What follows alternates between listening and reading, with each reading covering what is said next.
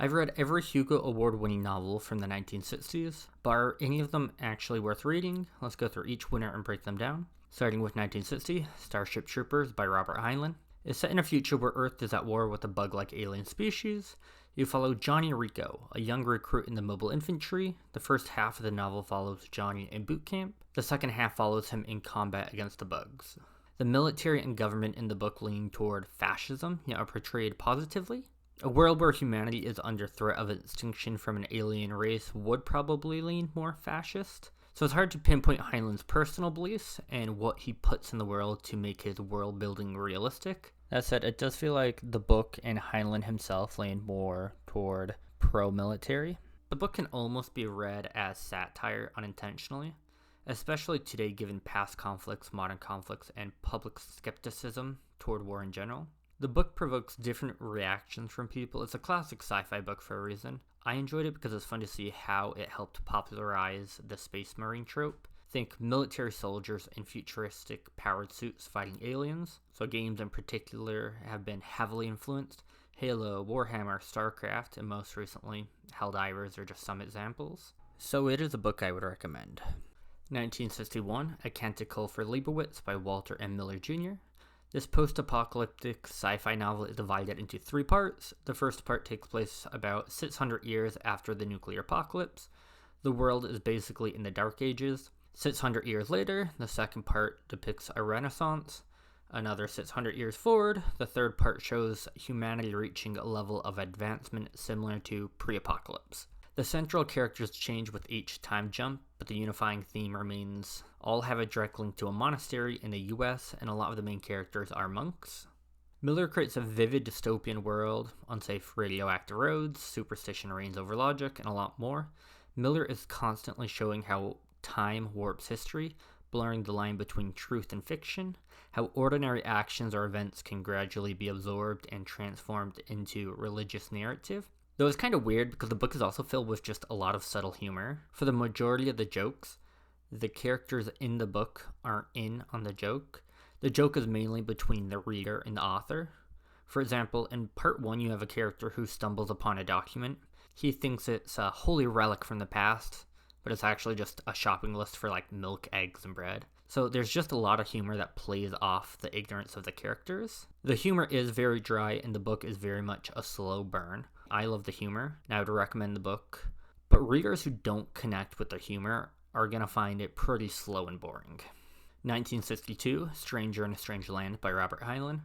The story follows Valentine Michael Smith, a human born on Mars and raised by Martians, who returns to Earth as an adult. The problem is that he's more Martian than human and struggles to understand Earth customs. This book is really about religion and personal autonomy, how religion shapes the world, how it's made and operates. The book is very skeptical of religion, but it also supports an individual's right to choose what he or she believes in.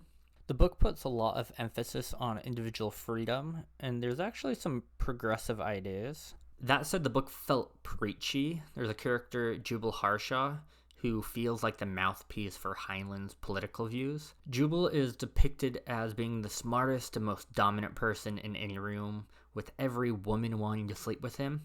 The off-putting thing for me is it felt like Heinlein may have modeled the character after an idealized version of himself. At times it felt a little weird because it comes off as a strange kind of alpha male fantasy. Heinlein also spends far too much time focusing on the sexual activities of the main characters. It works in the first half for the most part, where it feels like social commentary, but by the end of the story it shifts from that and starts to feel less thoughtful and more like Heinlein indulging in himself. Plus, the women in the book really are just there to be sex partners and little else. There are probably a bunch of people who completely disagree with what I just said, and that I don't understand it, that I just don't grok the book. And that's fine. Most of the book is about personal autonomy, so different opinions and interpretations of the book work well with its theme. Overall, I don't think it's for me, but it definitely will get a reaction out of whoever reads it. 1963, The Man in the High Castle by Philip K. Dick. It takes place in an alternative timeline where the Axis powers won World War II because they developed the nuclear bomb first. As a result, Germany and Japan control most of the US. The West Coast is controlled by Japan, the East Coast by Germany, and the middle functions as a neutral buffer zone. The story follows three individuals, a German, a Japanese, and an American, whose lives gradually intersect. The plot really isn't the focal point. The book reads more like a thought experiment or character study. The American characters show a sense of defeat and resignation, while the Germans and the Japanese view each other with suspicion, each believing themselves to be the superior race. It all feels disturbingly believable. The biggest downside is that there isn't much of a traditional resolution, and the plot itself is pretty mediocre, if non-existent. It's a compelling piece of alternative history without any major sci-fi elements. The writing and characterization really impressed me, and I would definitely recommend it. Just keep in mind that if you're looking for a plot-driven story, this isn't that kind of book. 1964, Waystation by Clifford D. Simak. Enoch Wallace is a Civil War veteran chosen by an alien to operate a secret way station on Earth, which is a kind of interstellar rest stop for travelers passing through the galaxy. Enoch's job is to maintain the station and keep it hidden from the rest of humanity. His biggest challenge is that he no longer ages like a normal human, and people are beginning to notice the man who has lived unchanged in the same house for more than 50 years. The novel explores themes such as racial tolerance, loneliness, friendship, and duty. And Enoch himself is more compassionate than I expected, keenly aware of humanity's capacity for fear and bigotry, as he is a war veteran, yet he is equally conscious of the goodness people are capable of. And just the visiting aliens and their interactions with Enoch are fun. The book does show some age. The government's reactions to aliens feel somewhat outdated and unlikely, and I thought the ending was just maybe overall a little anticlimactic. It's a quiet and thoughtful novel that handles its themes with care. I enjoyed it, but it's also not a book that really stands out as exceptional, and it's not a book I would really recommend. 1965, The Wanderer by Fritz Leiber. The basic premise is that a giant alien object suddenly appears in Earth's orbit. This object has its own gravitational pull, which begins to wreak havoc on the planet, triggering earthquakes, tidal waves, massive fires, and other large-scale disasters. In short, it brings about the apocalypse. You see characters who immediately recognize the danger and the implications of what's happening, alongside others who are completely clueless. The book reminded me a lot of Stephen King's The Stand. Both stories are apocalyptic and told through multiple points of view. You get the POV of some stoners, a drunk, government officials, and a group of UFO fanatics. The UFO fanatics receive the most page time and function as the closest thing the novel has to main characters. The problem is that it never really felt like there was a main character, and about halfway through the story, the writing gets kind of mediocre. It did have some bits I enjoyed. Leiber going into detail about how the gravitational pull of the alien object would cause the disasters. That was pretty fun. And then you get introduced to the cat-like aliens behind the destruction of the Earth, which just made me chuckle. The book clearly influenced later sci-fi, but overall I think it falls flat in the second half, and I wouldn't recommend it. There were two winners for 1966, Dune by Frank Herbert. This is one of the most read sci-fi books out there, so I'm not going to linger on it. I've read it 2 times and enjoyed it both times. And then the other winner was This Immortal, or And Call Me Conrad by Roger Zelazny. Earth is mostly a nuclear wasteland. The good real estate of Earth is being bought up by vegans. Not the vegans we're used to.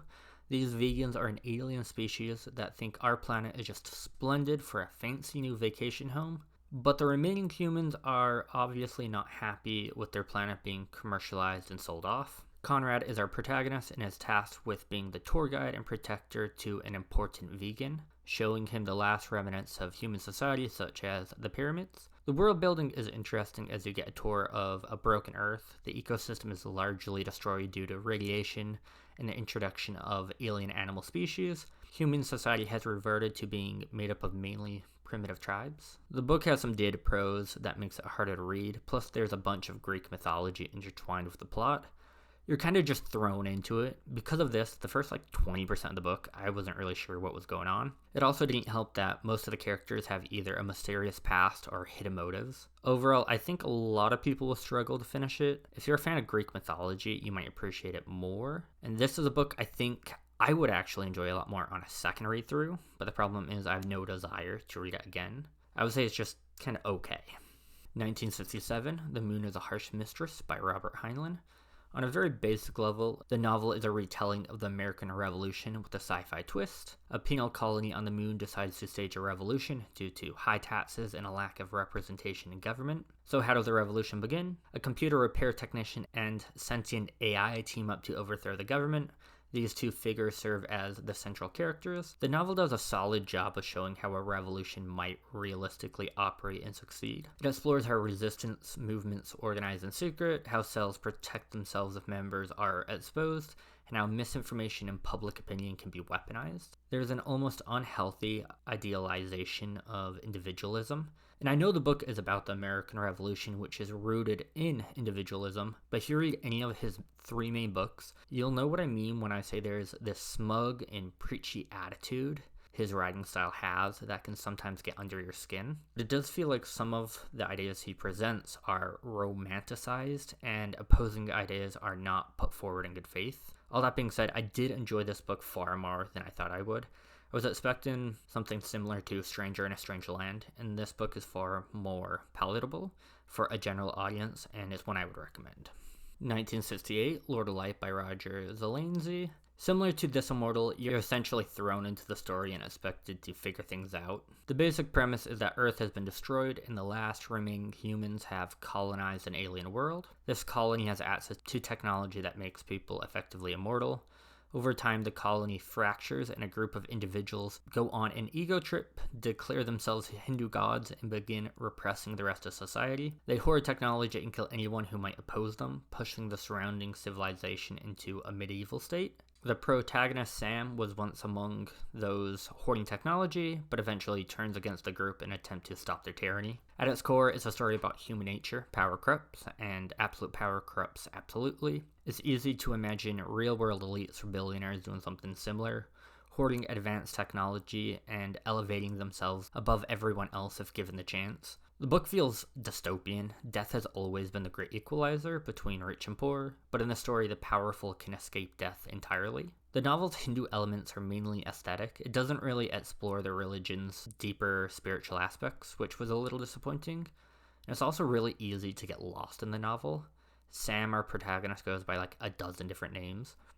But honestly, this was a bit of a sleeper hit for me. The book introduces far-fetched yet plausible future technology. By the end of the book, you have gods, demons, zombies, and massive battles all colliding in an epic finale. It was all over the place at times, but also really fun. 1969, Stand on Zanzibar by John Brunner. The story explores problems like overpopulation, social upheaval, and rapid technological progress. The novel follows 2 main protagonists. Donald Hogan, a spy sent to investigate a country claiming it can create super soldiers through genetic engineering, and Norman House, the VP of General Technics, a company attempting to modernize a third world nation. Brunner wrote in a highly experimental style. The book alternates between standard chapters following the characters and sudden interludes that read like TV commercials, advertising products from this fictional world. It's a really unique and immersive setup. Brunner was remarkably accurate with many predictions. The formation of the European Union, population growth, China emerging as a superpower, and even trends of youth violence. Then there are things Brunner hasn't gotten right, but feel like they're extremely plausible, specifically genetic engineering. There are some predictions that he definitely got wrong, but overall it's pretty impressive what he got right.